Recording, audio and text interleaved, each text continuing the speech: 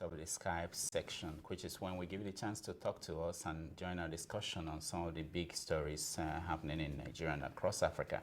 Still with me here in the studio is Dr. Perry. Dr. Perry, welcome back to Sahara TV. Thanks. And on Skype, we have Tina in Nigeria, Kolijo, and Yemi in Canada.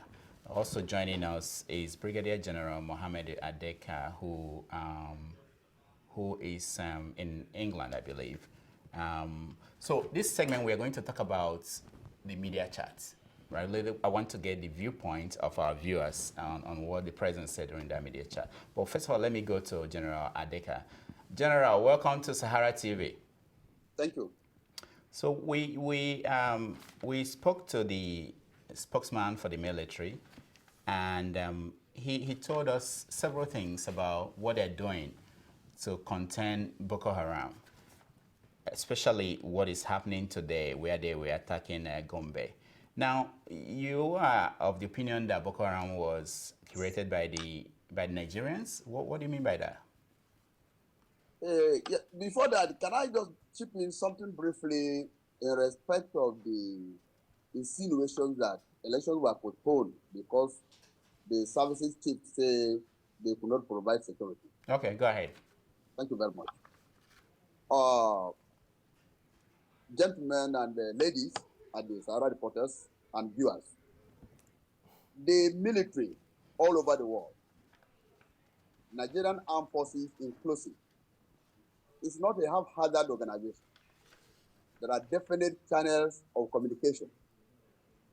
And the chain of command is such that there is no link, no direct link in communication between the armed forces of Nigeria and INEC.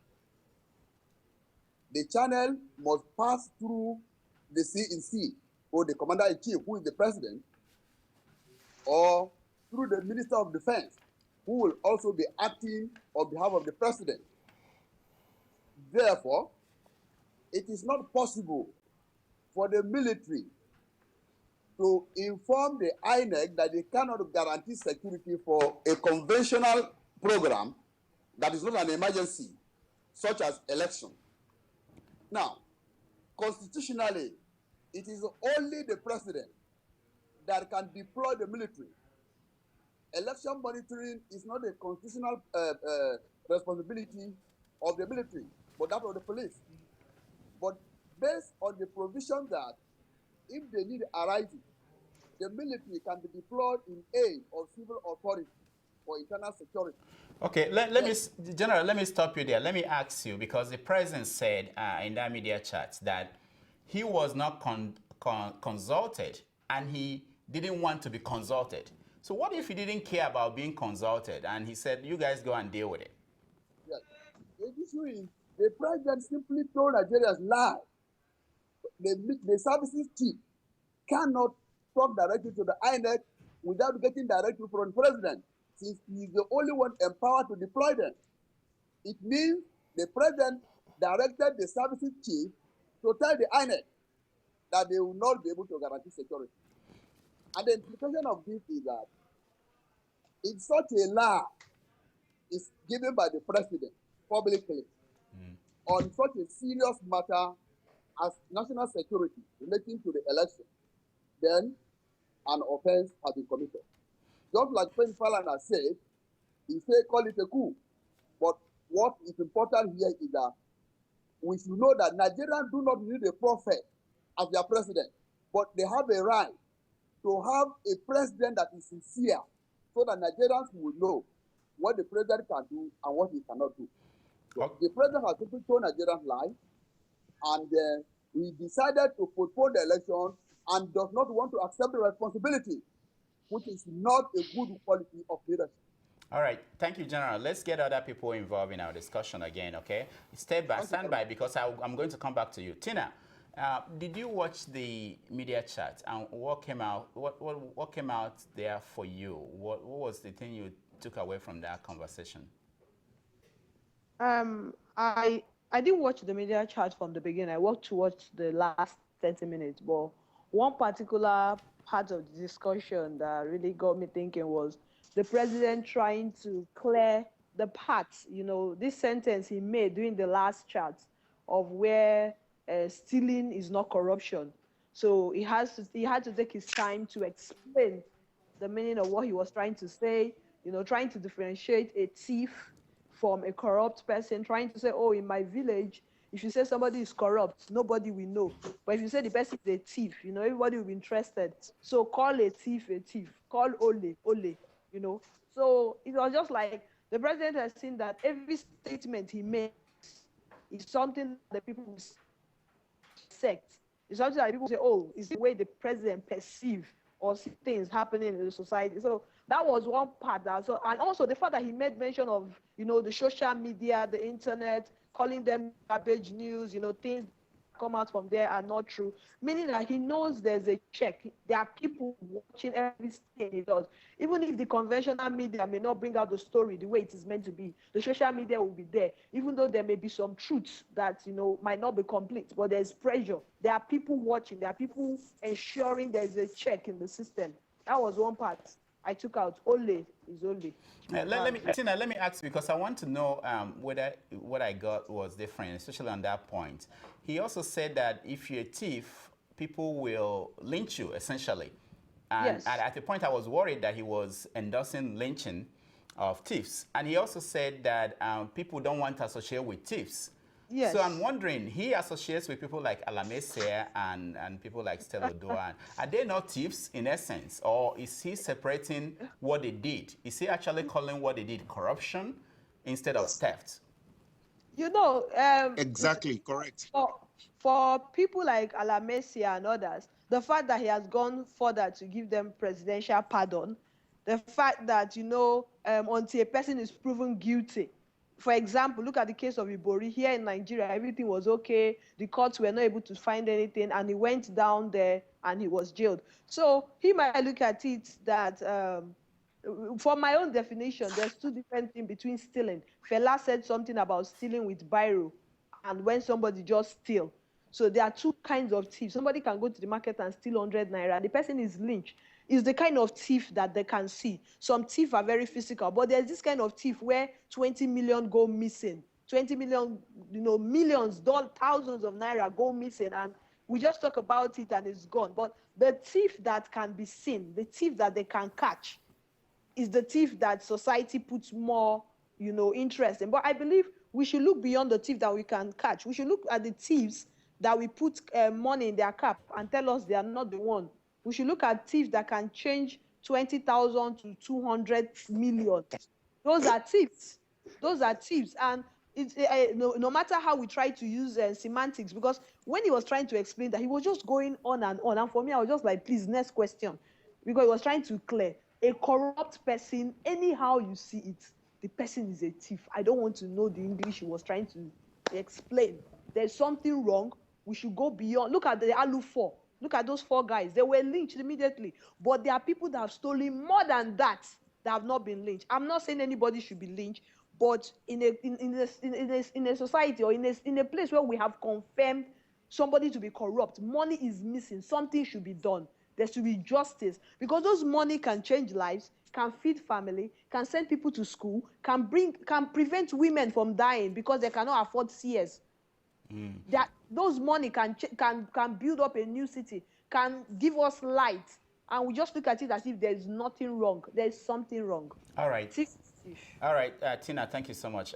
College Joe, what is your take on that media chat? I want to read one of the stuff and one of the statements he made. He said, if the elections are conducted and I lose, of course, we will inaugurate a new government. That statement alone should read to you that the pressure that he's not going to win is already getting to him. And that statement to me, personally, for my opinion, it seems that's the reason, that's one of the reasons he postponed the election. And I'm like, this guy is saying this thing, and he could see, and his advisors are telling him, if you watch what's the name of this young man, Doyo Kube, I don't know whether he was talking to journalists or he was drunk. I don't know what happened that day. And he said, we are not going to elect someone who is an illiterate. and he the way he spoke that day, he showed me the kind of caliber of people that our president surround himself around. And you just see the media chat, like there's nothing reasonable coming out of this thing here. If I read the 10 things he said, I can't even find any correlation in what he's saying here. Like one of them, he said, not the same Boko Haram must be wiped out completely before they conduct election. Then the next one, he said, there's no hiding place for Boko Haram. I'm like, what are you saying? You said they're not going to wipe out completely. You said there's no hiding place. It doesn't, or anything he's saying does not correlate well. And I'm so disappointed with the media houses we have in Nigeria. They can't ask the right questions. It's so shameful. Like, ask this guy provocative questions. You know, they're just sugarcoating the questions and whatever. It's a shame. All right, I like what we were going to talk about the people that were there and maybe your impression of the reporters. But let me come to you, Yemi. What is your take on the media chat? Well, unfortunately, I didn't watch it, but I read articles, dissecting it. And the only thing I really focused on was the issue of corruption and stealing, trying to differentiate them. And at this level, and I've said it before on this platform, and I'll continue to say it again, Nigeria has degenerated to this point whereby a sitting president would say corruption is different from stealing. That is the peak of irresponsibility. Is the peak of what are we going to tell the kids in school? How are you going to tell somebody in primary school? So someone in primary school would know stealing and corruption is synonymous. So, and one other thing, I'm so surprised. You see, as much as the president is trying to present himself as a very fair president, and I could see in your program, a lot of people were commenting that Jonathan is a good person, that he's just surrounding himself by bad people. I really disagree with that. If you are bad, you are bad. That's just it. And they didn't ask him those questions. I feel that media chat was just a setup. Why didn't they ask him about the devalue of the naira? Right now, a dollar when I was in Nigeria, a dollar was going to 210. Do you know the effect of that on the economy? They didn't talk about that at all. And right now, it's Nigeria is moving. And what the speaker in your studio, he talked about hope being lost. I think we should not just, there's still hope in Nigeria, and the people on the streets of Nigeria, the only thing they're holding on to is their PVCs. And the extension could be a disappointment, but I see it in a positive light. It's going to be something that people would now use time to get their PVC and go to the polling booth to vote out this current government. All right, thank you, Yemi. General Adeka, let me ask you, what is your take on the media chat? Well, I did not expect much from the media chat ab initio. So my expectation was met.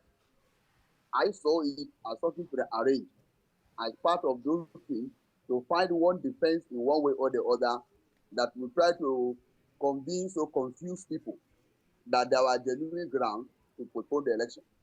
So I didn't say anything much for me. The only thing that concerned me was the president coming out to say he was not consulted. Just like I was saying before, in a nutshell, since the security chief cannot deploy themselves, and the only person in Nigeria that had the power to deploy is the president, and the president has told off without duress, voluntarily, that he was not consulted, and he has not meted out any punishment for those who usurped his power, it means our president has voluntarily abdicated his responsibility under such a critical situation. And those whose responsibility it is to check him, they are listening and they know what happened. It is their responsibility to do their job. All right. Let me come back to you, Brema. I want you to tell me your impression about the reporters, the people that interviewed the president, because we've got to that point where this thing has been going on for, this is like the sixth one or so. And there has to be a discussion about people who go there and how they perform. because otherwise we're not going to have any improvement. I was surprised that you have someone from Premium Times at the media chat, and most people were not impressed by his performance. What is your take on the reporters that did this, and why is it that they can't really challenge the president so much? I'm convinced that it's not about the reporters. The reporters submitted a set of questions. So it's the conditions you give the reporters. So he gave them conditions, submit a bunch of questions. They submit a bunch of questions, and then he now vets the questions, removes a lot, and says you're only allowed to ask these particular questions. The ones, he didn't go to that chat with an intention of solving or addressing Nigeria's problems. He didn't go to the chat with an intention of explaining why it's only in the last 6 weeks he asked for extra time. You know, it's like, I have an examination and I say, I'm not ready. Please push the exam for the whole school. I need extra time. He didn't explain why he needed extra 6 weeks to do what he should have done in 6 years. He selected a set of questions that they should ask and said, these are the only questions I'm going to answer. And then he went to study them. So they had to give him the questions like a week before. And then he went to go and study them and practice and practice and practice. So I don't blame them. It's what they're allowed to ask. And if they break script, you know, I don't know what, you know, who knows, they may be arrested or killed. I don't know what will happen. But they had been given a certain, you know. And then they now ask him about the stealing and corruption thing. And you speak, with stealing and corruption, all you need to say is stealing is corruption. Stealing is not corruption. Corruption is worse than stealing. Stealing is worse than corruption. And we need to deal with corruption or stealing. You need to answer it in 5 sentences, not spend the whole time talking about that. So I don't blame the people who interviewed him. It's the process. And that's the problem in Nigeria and everything. Jonathan always raises his hand like, oh, they interviewed me. Oh, my defense chiefs did something. I don't know. Stella did something. I don't know. I always raise his hands like this. Mr. Clueless. It's time for him to go. He needs to go like yesterday. Okay, Tina, I know you're a freelance journalist in Nigeria. What's your... Sorry? No, I can hear. Okay, so what is your experience in terms of talking to these government officials in Nigeria? And what's your perception on the performance of the people that interviewed the president? Just like one of us said just now, the issue of not the president any question about the economy, not asking the president anything about the ratio of the dollar to the naira, where you go to some businesses, you go to some place to buy things, and the business owner is telling you price has changed by 5,000 naira, because right now the dollar is almost like 220. That was something I was really wondering. Fine, we know we have insecurity, we have issues of security, but the economy at this time is also a problem. Removing 10 naira from the fuel of petrol will not change the fact that the dollar has risen with almost 50 naira in less than 6 months. So for me, that was one aspect of the media chat that was totally incomplete for me. Then also, some of them really want to know your question. They want to, but I believe Nigeria is a country of 170 million. The journalists that were there that day, all Nigerians that don't have the opportunity to see the president, they owe them that right to ask the president questions they would have asked if they had the chance to see the president. So even though the media team or the president would have said, submit your question, you will have your own, even do it. I know they will not call you again, but just do that thing that people will know, yes, you were there and you asked that question that made, if they want to go off air for technical, for sure they will go off air for technical reasons. When you ask question or when a conversation is not moving in line with what you want, they just yank the program and come back and reshake. There were some things that were not, I know, they will always want to intimidate, they always want to, it's sometimes they want to make it look like a rehearsed speech. And someone like me, I don't know, I don't think I would have done that. I remember one thing I learned from one of my lecturers while in training school is, ask a question as if you're asking the question for your audience. So they were there representing Nigerians. They were there asking the president the question. So the Nigerians that would have asked President Jonathan, what about Naira to dollar? What about this? Those questions they didn't ask.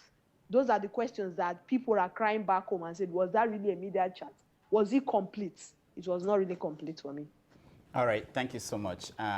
So, College Joe, now we have 5 weeks to the election. What is going on? How do you feel about this, more like an interlude? What is going on? Where are we? Are the campaigns over? Rudolph, see what happened here. They got with the postponement of the election, they got to the people. You know, I mean, the whole frustration got to the people. And if I'm the one too, I'll sit back and be like, no point anymore. Like, I don't want to vote or something. Like, a lot of people, I read a lot of online discussion, and most people are like, I'm not voting anymore. Oh my God, why did they postpone the election? I think they already know who's going to win. Things like that. And it's really like a lot of people are going to sit back. So the amount of people that are going to vote, they're supposed to vote today, you're going to see that decline a little bit. Because people are just going to be like, what's the point? There's no point in voting. And I see that as a big problem. And I don't see any campaign that I've seen in the last 5-6 weeks. I think the little bit again, people are relaxing and like they are discussing about why they postponed the election. You see, there's no more campaign going on anymore, and that's problematic to me. Look, like I don't know how the next 5 weeks will look like. I don't know the kind of story, because you know, as I do say, we don't know what next is going to happen tomorrow. They may come up with another story. We were talking about certificate 2 weeks ago. We'll talk about something else maybe tomorrow or something. They'll find something else again. You know, it's just sad. It's very sad. Okay, Yemi, let me ask you, you said you just came back from Nigeria, and your impression was that people were ready for the election and they were excited, but now people seem to have resigned to fate. So who do you think will be hurt by this lack of interest? It could swing in either direction. One, the incumbent government, PDP, they can use this to strategize in the back plane for their rigging mechanism. Because there was a press conference given by the chairman of APC, I think a few hours ago, and they have very tangible information that the administration is conniving with military officers to rig the upcoming election. And they are going to do that between now, these 6 weeks they have. If that is true, I don't know. But if it's not true, and they've been able to eradicate Boko Haram from the 3 northeastern states, is in the advantage of APC, because those are APC states, and they have 80% PVC acquisition, and they're going to vote the opposite direction. So it's the bottom line is we are going to have election March 28th. We are working towards that March 28th. What I would love from a media house like Sahara Reporters, maybe you can connive with Channels TV, and let's come with a neutral platform for these two candidates to come and debate on. I can't believe that we're not going to have a debate to this election. I can't believe we're not going to have it. And I don't know, Sahara Reporters, please, you can combine, find other media, international media houses, and work up a debate. At least let's have one. No, let's put them on 2 platforms and talk to the nation. It's an opportunity for the people. Yemi, we have an offer on the table. They've not accepted it. So it's not that we are not trying, or any other media outlet. Rudolph, I have a quick question. Okay. Why didn't Sahara Reporters were invited, or why didn't they go for the media chat? They were not invited. so that means you guys are not supposed to be there. But it's good that they were bold enough to bring premium times, but hopefully next time they will call on Sahara Reporters. They know Sahara will not obey the script. So hopefully they will do that next time. Let's hope. Now, General, let me ask you, General Adeka, there's this war going on, although it appears to have calmed down today, between the Nigerian soldiers and African soldiers who are there to fight and help defeat Boko Haram. We interviewed our spokesman for our Nigerian army, and he said, well, that has calmed down, they've taken care of it. But you were in the military. How will the almighty Nigerian army suddenly have all these Africans come in to help us, and what is the line of conflict? Well, you know, I wrote a book titled Confronting the Truth with Reality, Nigeria at Crossroads in the Doldrums. It is a 461-page book where I gave details of what Boko Haram is. That Boko Haram, as it's translated in Hausa, meaning Western education, is forbidden. It's not. Boko Haram is a code name. And for obvious reasons, government has not made the effort to decode what it really means. Boko Haram is an instrument that is put in place to divert attention from the real issue. One, on its global form, it is a tool to be used to facilitate the secession of the Niger Delta. Now, Boko Haram, many people see Boko Haram as something that is in the northeast only. No. In every geopolitical zone in northern Nigeria, there is one act of terrorism or the other. And this thing has remained in the north for the past 5 years. Even today or yesterday, there was something, today I think, or last night, there was something in Gombe. I gave details of certain terrorist activities that are carried out by government security agencies. I cited the case of October 1, which was the first, which the president was dragged to the court in South Africa as the mastermind. I gave example of the Mami Market explosion on 31st of December 2010 at the Mogadishu Cantonment Mami Market in Abuja, where senior officers behaved suspiciously, and then I was in charge of surveillance in Abuja. I wrote a report requesting that they should come and be interrogated why they behaved the way they did. What were General B in uniform after sunset on Friday?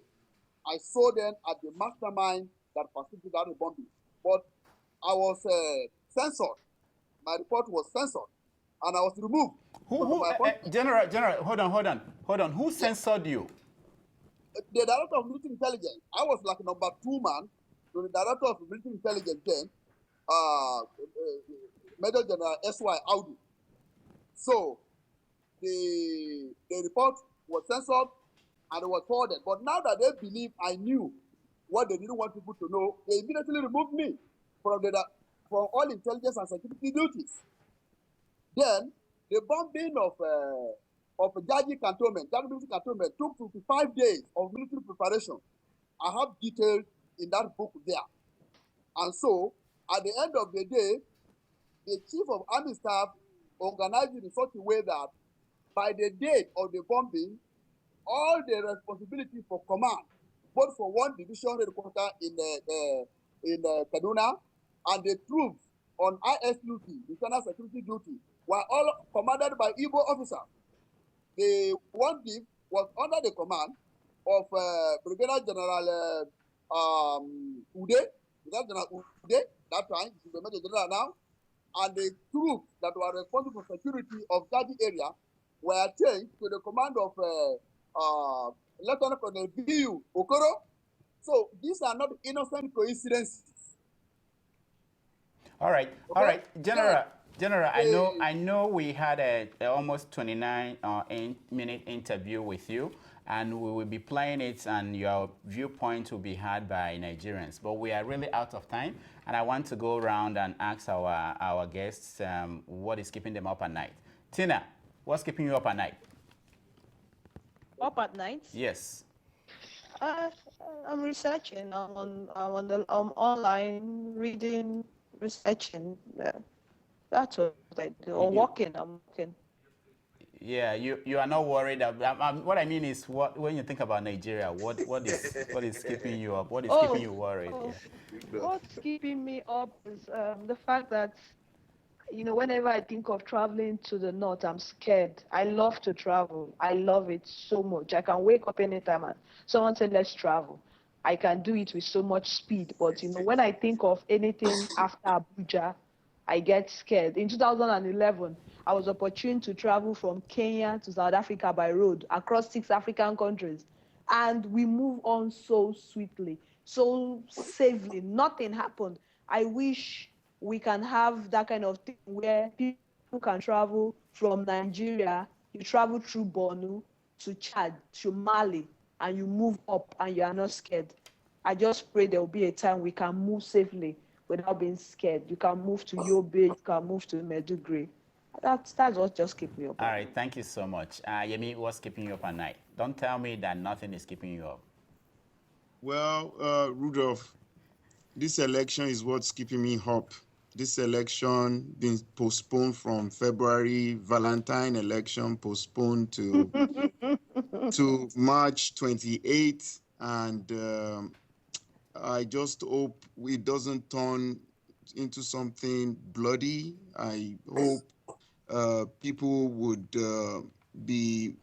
choose love instead of hate.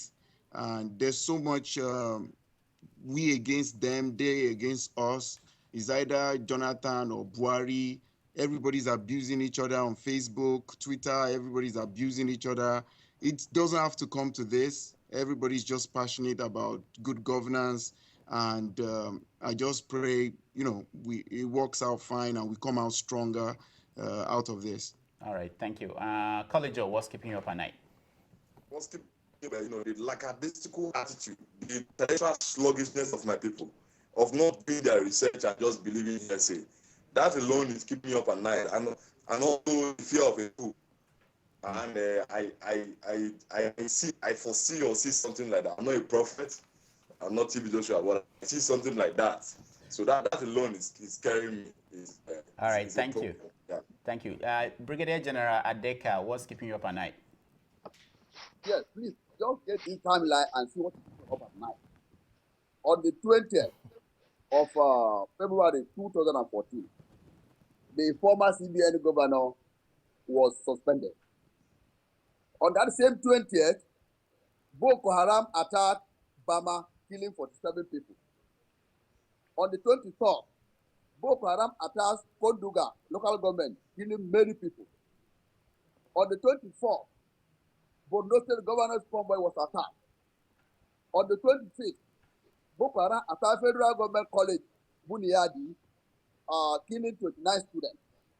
On the 26th, Reno Omokiri, the presidential new media special advisor, under the name Wendell Simley, released a fictitious article on the net titled "Increased Tempo of Boko Haram Public Terrorist Activity in the Wake of the Sanusi Saga."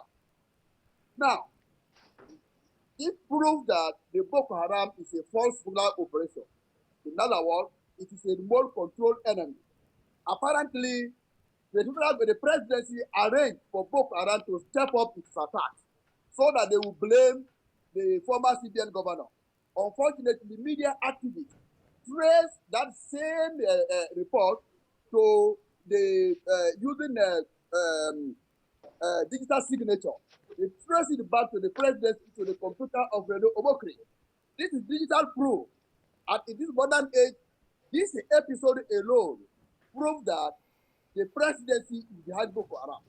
Now, it was designed to achieve certain objectives, and the people have watched them to continue using it until we have come to where we are. This is what is keeping me up at night. All right. That they have succeeded in flagging up Boko Haram to achieve this thing, including this. The insinuation that the Boko Haram will be brought to an end in 6 weeks itself is proof of evidence that Boko Haram is a remote controlled enemy. All right. Thank you, General. Thank you so much. Perry, we've come to the end. What's keeping you up at night? Yeah, what the general is saying is very interesting because, President Jonathan had all this time, and that time he thought Boko Haram would be pinned on the opposition. When that suddenly stopped, he said, wow, I have to end this now. We've always known it takes 4 weeks to end Boko Haram, any day. What keeps me up at night, honestly, not just me, I talked to my brother over here about it. We ask ourselves, at what point would Jonathan realize, borrowing some words from Asari Dokubo, that for every action there is an equal reaction?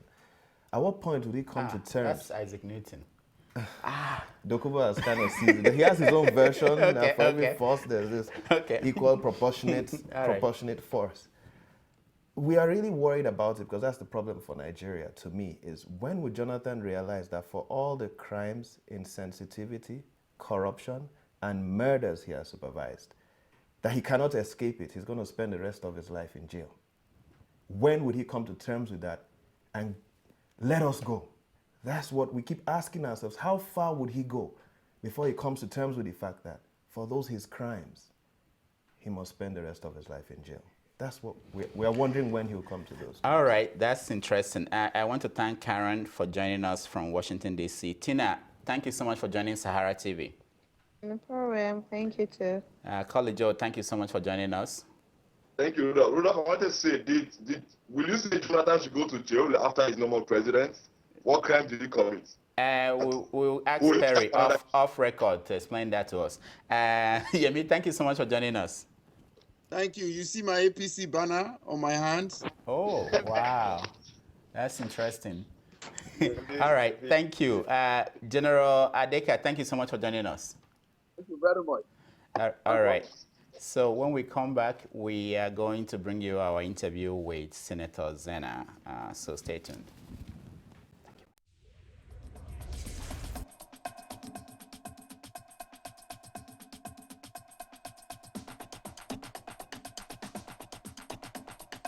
Hey guys, I'm Nee. And I'm Ike. And together we are The Nee and Ike Show.